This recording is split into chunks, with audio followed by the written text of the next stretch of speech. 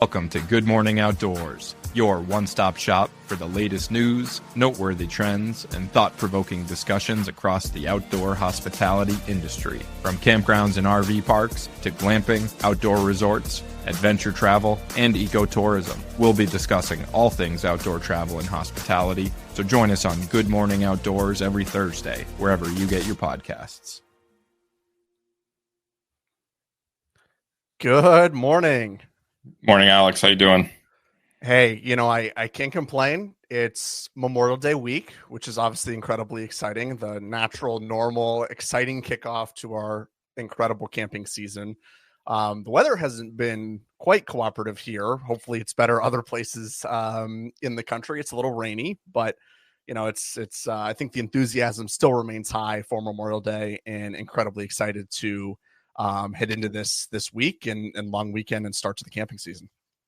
Well said. Totally agreed. It's been crazy, busy, but lots of fun stuff happening. So yeah, why don't, before we dive into, we've got a lot of great stories today, from surveys and trends, some new products to talk about, and just a whole bunch of news before we head into the weekend. Can you tell people just a little bit about what you've been up to the last couple of days? You took a little bit of a trip that was incredibly exciting, and we've got some photos to share here as well.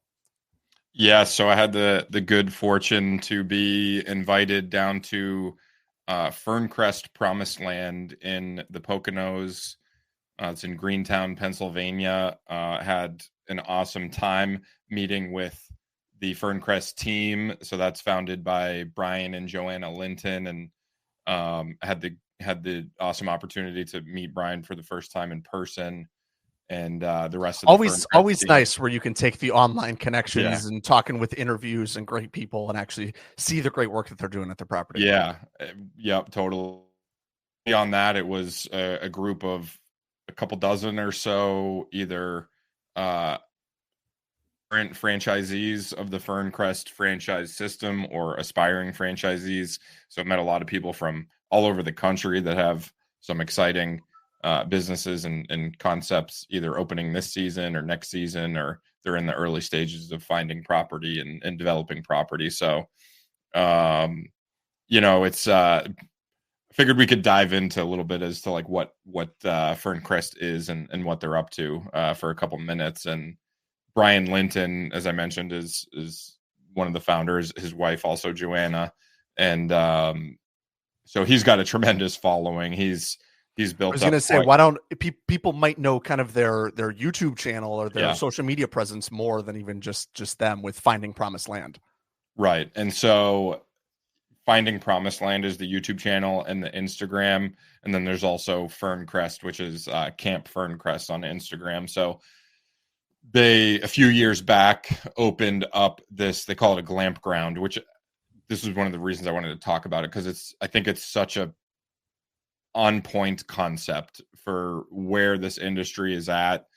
It's a campground, right? It's camping vibes. It's in some ways kind of no frills, old school camping, but with these awesome, comfortable accommodations in these geodesic domes, also some glamping tents, and they've got some camping cabins in the works that are going to be in that location soon. So it's camping vibes. It's old school camping, but elevated, more comfortable experience where you don't have to go pitch your own tent or bring your RV. Lots of great processes and systems. And I think probably close to the whole Ferncrest corporate team was there. And I was so impressed. It's just a rock star team. And, Brian and Joanna have built a few teams. They're longtime entrepreneurs and have done some really cool stuff. So they're bringing all that expertise to the table. And it was just such an inspiring and energizing experience to see all these people from around the country in different stages of opening a Campground, and just got a glimpse into, a really professionally run operation. It's the perfect mix of like really dialed in systems and processes, and but that's honestly is like, I say that and that I feel like some people hear that and they're like, well, that sounds like a corporate camping experience, and it's not at all, right? It's leading with guest experience, we had the guest experience, from getting the automated booking messages that, I know that they're automated, but they don't feel automated, and it's a personal touch, and it's hospitality through and through. So they really prioritize the guest experience. And honestly, I started looking at pieces of land because I want to I want to own one of these. I want to open a Ferncrest, and I'm confident that, I know I saw a little bit behind the curtain, and we'll keep those things confidential, but there's some exciting things in the works, and maybe we'll have Brian on the show to talk about some of those exciting things in the next few weeks or so. And it was an awesome experience, unplug and just be in nature. And I think that kind of ties into some of the surveys and stories that we're going to talk about. Yeah, absolutely. And I think for, people who come from the traditional camping industry, there's a couple of camping franchises and brands that we've talked about over the several weeks on the show, from Campgrounds of America, KOA, Jellystone, and obviously any of our hotel folks who listen to the other episodes and segments of GMH are obviously familiar with all of the hotel brands. There are really not too many, if anybody, doing a franchise on the glamping side. There's, Brian and probably one other in the space that's trying to launch into this. And so, they've done an incredible job just through the media, the branding, what they've been able to build with their first several locations.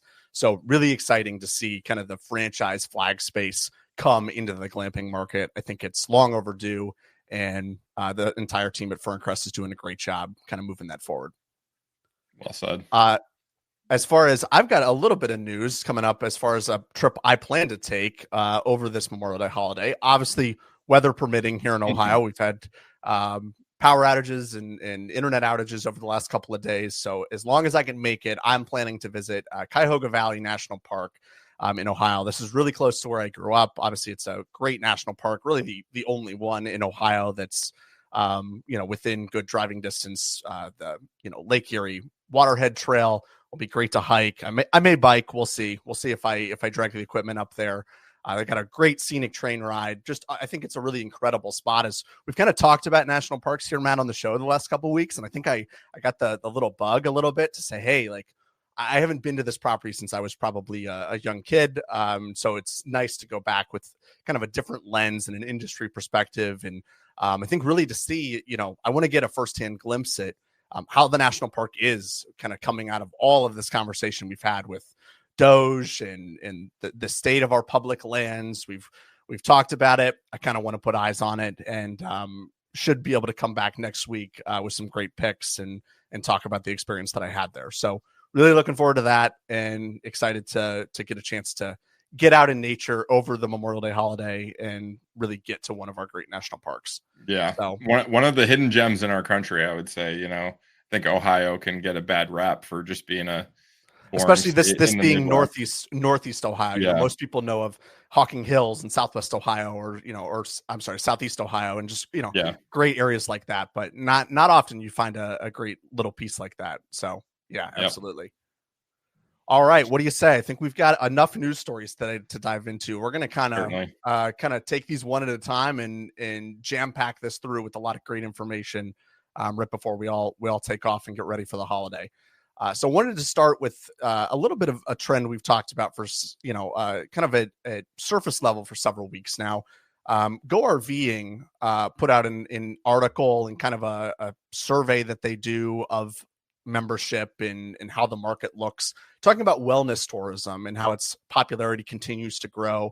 Both Go RVing and obviously its parent company RVIA have been monitoring this as kind of a travel trend for years. And really it's something that they kind of coin with personal growth, healing, and mindfulness being, three kind of core areas or key to what is all encompassing in wellness tourism.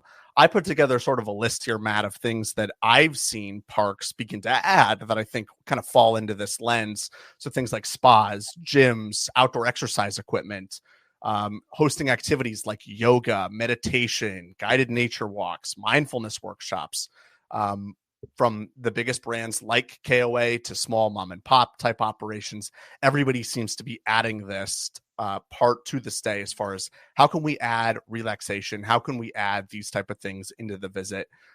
Is this something that you're keeping an eye on? Do you think wellness tourism will continue to become more popular? I think this is a really interesting conversation as we see how parks continue to kind of diversify their offering and go from more of a roughing it, rustic tent camping experience to saying, how do we add more relaxation and get families and couples to come and want to partake in the camping experience?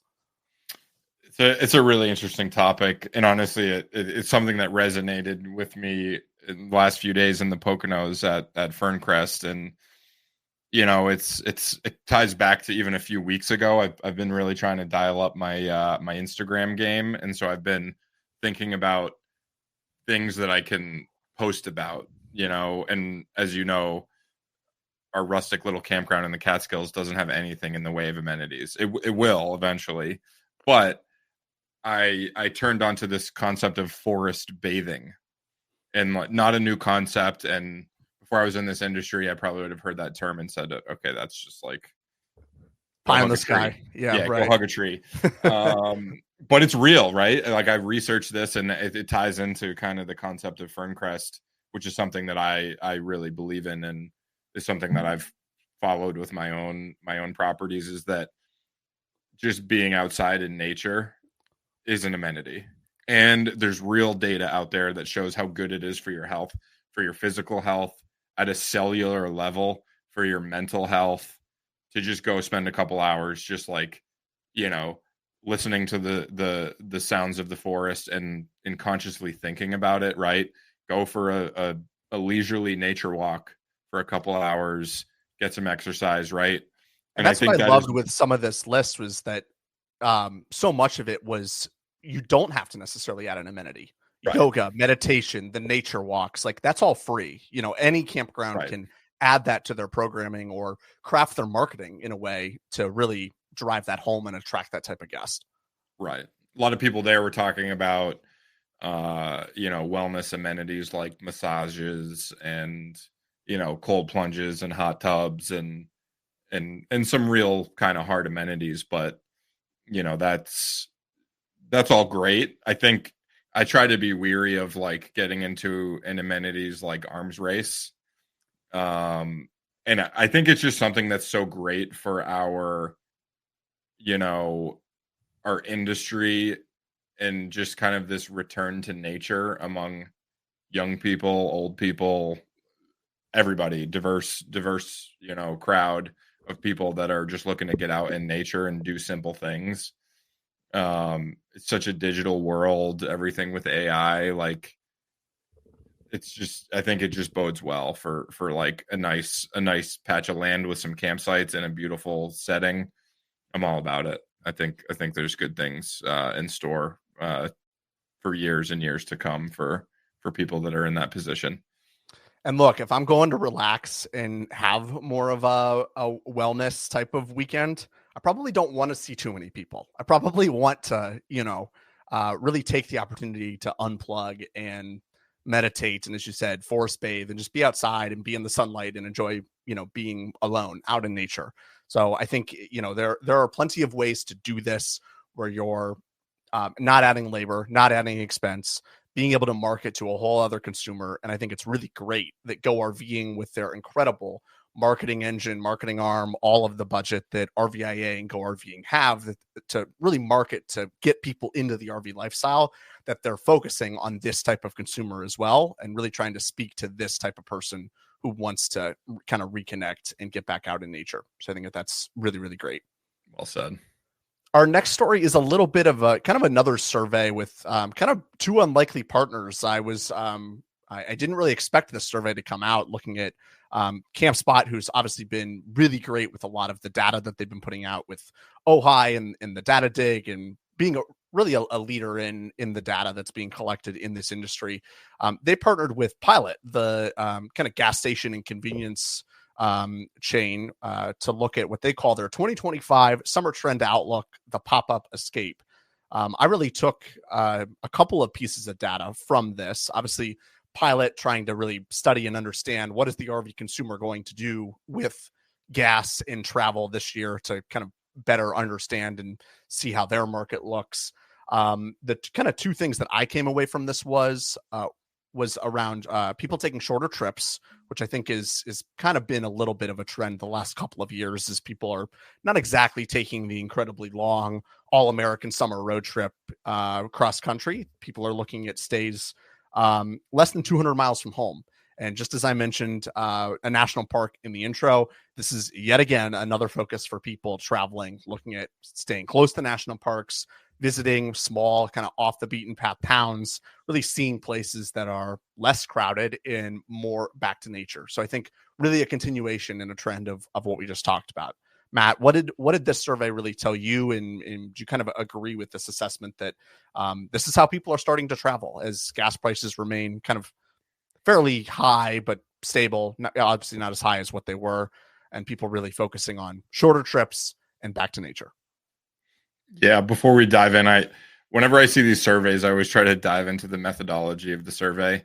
Right. And I'm not trying to take anything away from this survey. I think it's great data, but you see a lot of big numbers of favoring camping, and it's just important to note that this is a survey of Campspot users. So these it's surveying campers. So obviously there's a trend towards people liking camping and favoring camping. That being said, I think there's a lot of good data here, right? 90% of travelers planning 1 to 3 night getaways within driving distance. Over 50% favoring short, affordable trips. That was a recurring theme here of keeping costs low. We've been talking for weeks and really since we started this show about some economic uncertainty. We're still there. So value and affordability in shopping for trips is evident and has been, and I think will continue to be for the foreseeable future. They called out a $500 sweet spot. 76% plan to spend less than $500 and 50% traveling less than 200 miles. And I think that, coming from the investment world and commercial real estate, it just points to like the classic real estate cliche of location, location, location. And, we see that when we talk to investors and study the landscape, right? That's the first box you got to check is there demand built in? It seems like demand is change, right? There's some change here, but it's also the same, right? It's pick a top 50 metro, pick a location that has a few million people within a few hours drive time radius, and you should be good. Factor in some outdoor recreation demand, be close to some hiking trails, some body of water. It's the classic, right? I mean, all these campgrounds were built in the 60s, 70s, and 80s.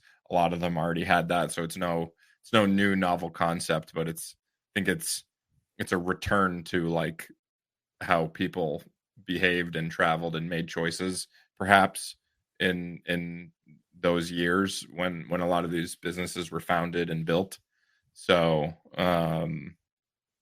it's interesting. It's encouraging. One that I can speak to personally is 78% of people report feeling less stressed within 2 nights of camping. Definitely, just like even at that might be one of the greatest indicators for our industry. Is some people leave for vacation in traditional sense and actually come back more stressed. I don't know that I've ever been to a campground and come back more stressed than when I left. 100%. Yeah, get some forest bathing in and you got a different perspective. So I think more data from a different source that kind of confirms that. Yeah, corroborates everything we're talking about. Yeah, and kind of speaking of, we just kind of touched on demand, which obviously impacts parks. Our next story talks about something else that could be potentially impactful for parks. This is not necessarily a new kind of announcement or regulation being put on campgrounds, but I think it's kind of worth touching about coming out of this webinar series that was put on by the CCRVA. Man, these big acronyms are trip you up. About the GMI requirements, the ground monitoring impact devices. This is something that I think parks should, one, be mindful of. There have been, if anybody in the industry knows of Wade Elliott, he's somebody who's been on the OHI kind of electrical code committee and somebody who's been really watching this and has been well known in the camping industry for a long time. He had put out some kind of reporting or another kind of article in Woodall's around how these requirements may not actually be that impactful for campgrounds. Really what we're talking about is having the ground wire monitoring that's built into your pedestals, built into your electric system, and that new RVs launching in 2025, even as late this year into 2026, will have kind of this technology built into the new RVs. So obviously something that you as a property or a park need to be mindful of, that new RVs coming into your campground are going to have this in place, and that you need to essentially start upgrading or properly maintaining your electrical system in order to prepare for this. So Matt, I think this could be, kind of potentially impactful. You can think of it more of like the, GFCI tester kind of thing with the ground wire. How do you see this, as we've kind of talked about regulations and kind of DOGE and, sort of wanting to remove regulations or remove things? This feels like it could potentially be kind of a way to force a lot of older parks with older electrical infrastructure to really be forced to upgrade everything if they don't have ground wire kind of built into their electrical system. How do you kind of see this? And do you think this is kind of as big as people are kind of making it out to be? Yes and no. I mean, reading this, there's a lot of electrical jargon in there. Yeah. And I'm not an electrician. I don't pretend to Yeah, understand. we'd advise for you to study this up, Yeah. reach out to Wade. He'd be somebody to talk to. We're just really talking about the impact here. Right. And honestly, to just maybe I'm a little bit of a simpleton, but I just wanted to cut to the chase. Like, all right, so for me as a campground owner, and exactly what it means is that later this year or next year and the years after, there's a risk that people are going to come into your RV park, plug their RV in, and then nothing electrical inside their RV is going to function. Right. Right. It's going to read that the RV is going to read that there's not a proper ground on the pedestal, and it's going to say no thank you, and nothing, it's not going to receive any electricity. So you're going to have people coming to your office or whatever, calling, texting, and saying the electrical doesn't work. And so you're going to have maintenance requests and unhappy customers. And so basically it means dig into your electrical system, understand, do you have proper ground at your pedestals? And it's probably worth having an electrician come out to look at this stuff anyways, right? Get somebody who better understands the code. You can show them the code that's being introduced, show what's happening with the new RVs, and say, hey, we obviously want people who upgrade their RVs to be able to stay here. Right. Are we properly set up for this? And I think it's worth noting that some of these RVs that are being rolled off the line this year are going to have this technology in this. So this is not exactly something that you may be able to wait for next year. This may be something to like start looking at now. Because this could, kind of affect you sooner rather than later if this kind of catches you off guard. 100%. All right. Our next story here is a little bit more kind of on the fun side, coming out of the electrical stuff that Matt and I both don't know a lot about. This kind of off-grid product, though, I think is incredibly cool and something I definitely wanted to touch on, just as we kind of talk about. I think there's, kind of two segments of RVing that are really gaining a lot of popularity right now, and really just kind of camping in general. And Matt, tell me if you kind of agree or disagree with this. I think the luxury segment, as we've talked about with kind of Ferncrest this morning, with the in the wellness trend and making it a more kind of plush, incredibly nice camping experience, still have that back to nature approach, but do it in a more elevated way. And then I think a couple stories we'll touch on here in the latter part of the show really highlight the off-grid overlanding side of the industry, which again, I also think is becoming incredibly popular. Obviously we know of, boondocking and the success that people like Harvest Host and, getting out to national parks or places where you can tent camp with not many utilities or hookups. I think it's those two segments of our industry that are really going to be continuing to drive a lot of growth moving forward. And this product from Electric Outdoor, I think, fits right into this. If people are watching this on video, you see the incredibly cool off-grid canopy that they launched. It's obviously got solar panels. This comes from former Thor chief invention officer, is actually the person who helped kind of launch and start and found this company. So obviously somebody who knows RVing well, knows what that type of consumer kind of wants in this off-grid space. And I think that's incredibly cool. They're really marketing this as a kind of self-sustaining canopy, and really trying to position this as like, could this go up against new electric RVs kind of being launched? Obviously less mobile, being that this is a canopy structure versus a mobile RV. But I think this kind of electrification of the way that people RV and camp with solar panels is going to continue to become more popular. Matt, what did you think of this canopy? What do you think about kind of off-grid camping moving forward? What does this kind of tell you? I just thought this was incredibly cool and wanted to share it this week. It is very cool. It is. I didn't see a price or anything. I imagine it's not cheap. Right. Did you see a price? I did not, but obviously you can tell even just with those 4 solar panels on the roof. This thing is probably a pretty penny. Yeah. So I love it. I love the concept.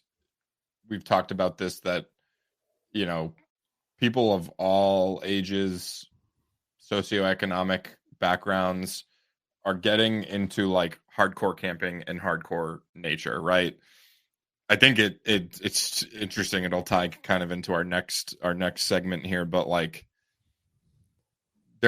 people are looking for unique experiences. They're looking for something different, whether that's a really cool, unique resort with all the amenities that's maybe not so nature focused, or like I want to like be out in wilderness and have that camping experience where there are no amenities. You're bringing your own amenities. You're out there. You're alone. It's total isolation. So there's no right answer, right? They're both doing well. Both concepts. There's plenty of demand. It's just finding that differentiation and finding that demand. And I'm all for innovation, right? I mean, we see it with all these different overlanding companies getting investment over the last few years and getting acquired by private equity, and really cool, innovative trailers and pop-up tents. And essentially this is very sophisticated, futuristic kind of pop-up tent, right? Is that how you're seeing it? Yeah, a little bit. It definitely, it's about 6,000 pounds, this thing. So, I mean, this is a chunky unit for sure with this canopy. The other part of this that I loved was that the EV charging was really built into this canopy. So if you're somebody who has upgraded, bought that Tesla, you're kind of moving into electric vehicles, this is something that kind of can function really all together. Definitely think this is more of that kind of off the beaten path. I mean, with that kind of weight, it's more like a home canopy structure versus something like Pebble or Coast that has, electric RV units that are fully towable, fully movable, can take it on the road. So I think it does serve a different part of the market in that regard, that this would be, more of that permanent base camp, much like people do seasonal camping with an RV. This is probably a unit you're not going to move that often, but I think it's incredibly cool that, look, you can still take this into a really remote part of nature, out into a piece of property, have electric charging for your vehicle at your fingertips, have the solar panels and all of the stuff there. I mean, has the ability to have, all of your water, obviously electric cooktop. Like it can be a real fully sustaining, fully contained unit, which I think is great. And I think, the more that we enable people to kind of travel off the beaten path, not just stay at campgrounds and have to be kind of confined to the interstate system to look at where their next stop is going to be. I think the more kind of people will attract into the camping and kind of off-grid lifestyle. Yeah. And just speaking of that, I was going to say, Matt, you have anything else before we? I thought it was interesting that it's coming in 2025. No hard dates or anything. That's the information we've gleaned. Yep. They're also marketing to landowners for this as a short-term rental application. So, that's cool. That's very cool. Hospitality implications here. How nice that as the landowner, you don't have to, there's no infrastructure needs really. You're buying this unit, you're setting it up. Somebody can come stay in the next couple of days. That's incredible power to be able to deploy to the market super quickly. Definitely. Yeah. We'll stay tuned and update everybody if we hear anything more here. And speaking of overlanding, let's talk quickly about the Overland Expo West, which happens annually. RV Business always does a great roundup of this. Tony, who I know well, it goes out there. I believe it's usually out around Colorado, which obviously fantastic country for overlanding and off-grid use. There've been some, really cool new inventions, that off-grid boondock style camping that we talked about. People like, like Grand Design and Ember and others always have great overlanding units. And this is obviously a great place for people to see. So many content creators that are focused in this space come do the recap videos. It's a great way to kind of show this off. And I love that there's a dedicated conference for this, right? You get the enthusiasts that come in, not only the manufacturers and dealers who want to add this inventory to their lot, but really just show consumers what the new products are for the next year. Very similar to how, the Detroit Auto Show or other shows that happen in different industries. This is really the crown jewel for the overlanding industry to show off the new products and inventions for the next year. So yeah, Matt, obviously all of the new inventions are great. There's some, a great recap. Would highly encourage you to check out that RV Business article to see the videos, see the new inventions. We obviously don't have all the time to go really into depth there, but as we've just kind of highlighted, what do you think kind of the future holds for off-grid camping and overlanding? And is this something that you're seeing into some of the campgrounds as people kind of begin to take these units out into properties? Oh, big time. Yeah. I mean, I think we first saw it with really high-end van conversions. All right. And that's kind of the, you have these overland vehicles, which is, you could spend $1 million on some of these overland vehicles. Maybe it's kind of like a truck camper on steroids. Like, I mean, it is, really, really cool. Yeah. Exactly. So, I mean, those are cool. Those are like, that's for a select few of very, very wealthy consumers. But it's fun. It's just a fun thing to look at and study and,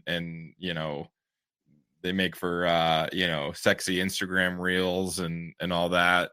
But then there's also like the opposite end of the spectrum, right? Overlanding is such a broad term, right? I guess as of next week I'll be an overlander myself with my new rooftop truck tent. That's not cheap for what it is, but a much more kind of affordable investment. It's basic. It's just a sleeping tent on top of a truck, and got to buy racks for the truck and the tent. And so that being said, I'm hyper focused on digging into this a little bit more than I've had a chance to on the gear side of things, the accessories, right? It's amazing looking at brands like, Jackery or, the power banks, hey, don't forget about people even like Dometic with the toilets and stuff. Exactly. I mean, those are cool. And exactly, they make the coolers too, right? Like, so like the cooler style, like drawer, refrigerator. I've been looking at all that kind of stuff, and it's like, okay, like I might be into a set of racks and a rooftop tent for $5,000. I could easily probably spend another $10,000 in just gear, right? A $500 Jackery or $1,000 Jackery, a $500 refrigerator just to keep my beer cold. And so it's interesting, it's fun. So it's back to the prior story, like it's just innovation. There's so much innovation. It's good to see those things become more affordable as there's more innovation. So yeah, maybe we'll do some live on-site stuff with checking out some new gear and doing some gear reviews. That would be fun. So yeah, it's fun. This is one of the fun parts of the industry where it's definitely impactful on the industry and the consumer. It's all great things for the industry and the consumer, and it's just a fun kind of piece to dive into. Absolutely. And as we wrap up here today, we'll kind of close with another kind of fun story and give some people some love before the holiday. USA Today put out their annual awards highlighting some different campgrounds. Really talking about they have their series 10 best, which obviously they do for a bunch of different industries apart from campgrounds and glamping spots. There's a great list posted. Woodall's has sort of the recap of who all were the award winners. What I saw, Matt, was it's a lot of great familiar names and folks that I'm accustomed to seeing over the last several years. There's probably not too many surprises, particularly on the camping side. I think there's some incredibly cool new folks on the glamping spot side of things, which obviously is a much newer kind of inventory there. But it's people like Camp Finfo, in town campground, and then Jellystone Park and Mill Run has won a bunch before, and then Normandy Farm. So I know well, obviously being a Boston guy, and it's pretty local to the Foxborough market, but some great folks, and I think this really speaks to the power of activating great audiences on social media. These are campgrounds that have a rave fan base and following with you look at their Instagram or their Facebook page, it's thousands upon thousands of fans and followers. And all of these entrepreneurs have done a great job of activating their camper base and their fan base to really go and vote. It continues to fuel the fire with getting them, even more recognition. I mean, getting the recap in USA Today is incredible. Just as far as the recognition goes and the amount of news stories and subsequent press in local media that gets generated through this is great. Matt, what do you have to say about this? And I know, talk a little bit about Normandy Farms here, because I know you know them well as well. So before I jump in there, I want to kind of just run through this really quickly and some things of note. Number 10 is Gulf State Park Campground. I think that was really cool to see. That is great. That's down in Alabama. Mm-hmm. Beautiful coastal campground. You'd go there and if you're from the Northeast or out West or whatever, you'd learn that it's a state park and probably not believe it. Number 9, Flying Flags RV Resort and Campground. We've talked about Highway West vacations, right, on prior episodes. Also, shout out to Jupes. They have Jupes at Flying Flags. So Jupe made an appearance. We'll have some Jupes in a couple weeks and talk more about that at Covered Bridge Campsite. Spacious Skies made it number 8. Minuteman Campground. We've talked a lot about them, and another great property in the Northeast. Yep. What else? We have we've talked about Northgate a lot. They're behind Camp Finfo, Texas Hill Country. So shout out to them. Jellystone in Mill Run, PA is great. Yep. And that park, Randy Hendrickson and their staff do a great job. It's one of the largest Jellystone parks in the system, and they have just an incredible audience of folks who don't really back them. They're a multi-time award winner for sure. Yep. In town campground. They're Dan and Aaron theme. Mm-hmm. Big contributors to the industry through Woodall's and just putting a lot of really good content and educational stuff out there.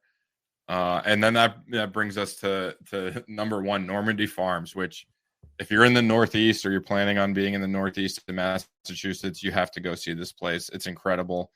And it'll be a little bit of a history lesson here. So for any history buffs, might cross into a little bit of a nerd territory, but it's just so fun. I'm not surprised that it's number 1. It should be number 1. It's so high quality. It's family owned. It's spectacular, right? Any campground operator should go and see this place and study this place, because it is a template for success in the RV resort market, but it's also family camping. So I had the chance to visit this place, and it's what, maybe 2 miles from Gillette Stadium. So we'll watch our numbers dwindle when I say this here, but go Pats. It's in Foxborough, Massachusetts, which is kind of a town that you would be surprised to hear that there's a really high-end, beautiful RV resort. It's mature trees. It's in a forest. It's, you think about Foxborough, Massachusetts, and it's Route 1 by the stadium. it's commercial, very commercial, strip malls and motels, but this place is spectacular, and it's just tucked right off of Route 1, so it couldn't be more convenient to get to. It's a large swath of acreage, highly amenitized, but honestly the coolest part of this place is the history, and they have basically a little museum that teaches you about their history, which has inspired me to kind of, it's not going to be as significant, but we've got some cool history in the Catskills. I want to create like a little bit of a history exhibit, and it's inspired by this. So this goes back all the way to the 1700s. Crazy story. So it starts with Francois Daniels. It's the Daniels family that operates this place. Francois Daniels, a Frenchman, was actually on a ship that was captured by a colonial ship, Massachusetts Bay colonial ship. And so he was taken prisoner. He's a prisoner of war, taken to Massachusetts. And just by chance, there was a person that was, I guess, his part of the group who imprisoned him, who spoke French, took a liking to Francois because they could communicate in French. And he through that, building a relationship, he found an opportunity to gain his freedom. He saved up some money. He bought some acreage, which eventually turned into this campground. And so now they expanded the farm. It was chickens and dairy, and had a few different evolutions over the years. And they decided, the Daniels family, probably the 6th or 7th generation of the Daniels family, decided to turn this into an RV resort. And so now it's fascinating. It's amazing. This 9th and 10th generations of the Daniels family all are currently actively involved in the operation of this spectacular this might be resort. one of the longest kind of owned single family, multi-generation property in the campground industry. I mean, I don't know that there's anybody that I've heard of, at least with the public story, that's come close to this. Correct. Yeah. Right. Yeah. It's incredible. Going on 300 years is amazing. And it's large, but it's beautiful. They've got glamping. They've got, you go through here and you see the $1 million rigs. When I was there was a $1 million rig towing a car trailer with a Ferrari inside it. And that's not to say that's all who they cater to. Next to a pop-up, Right, exactly. So, beautiful amenities, beautiful facilities, just the best of the best when it comes to the RV resort industry. So encouraging that it's still family owned. I mean, I'm sure they're receiving unsolicited offers, daily. Quick back of the napkin, I would put this thing at potentially approaching, might sound crazy to say, but potentially approaching $100 million value. I think it's like 400 sites. It would be, I hope they don't sell it. There's no inclination that they are. I don't want to, it's not news or anything. There's nothing we're just trying to give them some love here. Yeah. Yeah. It's such a great legacy that, and the family is so involved. I don't anticipate anyone having the opportunity of buying that. I'm sure they receive all the unsolicited offers you could imagine, but just a really special place. And I think somewhere everybody in the industry should visit if you get the chance. I'm looking at, we just had schedule release, right, for the NFL. So I'm looking at the Patriots schedule and trying to see if I can combine plan a camping trip in a Gillette Stadium visit. Exactly. Yeah. Love it. All right, Matt. I think with that, obviously as we're wrapping up, giving some love to the top campgrounds in our space, but obviously want to give love to all the campgrounds and people in the outdoor hospitality industry. As we know, this weekend is a crazy busy one for a lot of folks. Hope that this is, if this is an episode you catch on after this weekend, we totally get it and understand. But yeah, just want to wish everybody a really happy Memorial Day holiday. Obviously great kickoff to the camping season, but don't want to forget, why we take this holiday and why so many people get the opportunity to travel and get outdoors and reconnect with family and friends. So with that, just wish everybody a really happy Memorial Day weekend, great weekend to reconnect And we will see you back here next week for another great show. Thanks, everyone. Thank you.